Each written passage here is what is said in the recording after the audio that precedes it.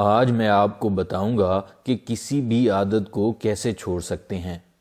Smoking, drinking, video gaming, پورن دیکھنا، social media, رات کو لیٹ سونا، بہت زیادہ چائے یا کافی کا استعمال اور اس طرح کی دوسری بری عادتوں میں سے کوئی عادت آپ چھوڑنا چاہتے ہیں تو اس ویڈیو کو اینڈ تک دیکھتے رہیں۔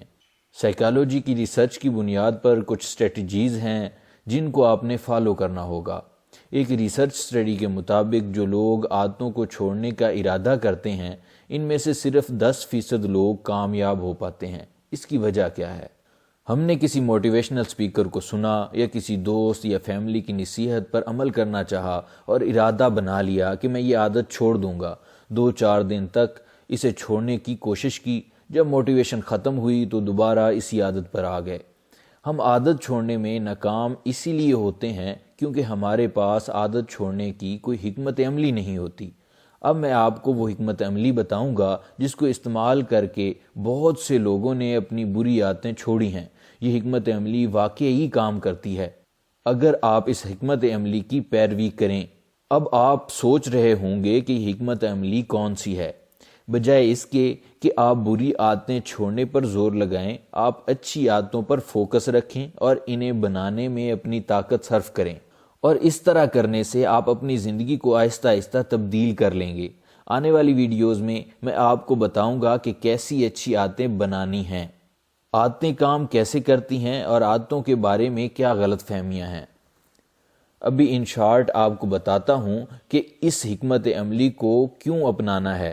آپ کو یہ سمجھنا ہوگا کہ عادتوں کو کبھی ختم نہیں کیا جا سکتا۔ آپ اس کو اس طرح سوچیں کہ آپ نے زندگی میں کبھی سائیکل چلانا سیکھی، اس کے بعد سالوں تک آپ نے سائیکل کو ہاتھ نہیں لگایا، لیکن اب بھی آپ کو سائیکل ملے تو آپ اسے آسانی سے چلا لیں گے۔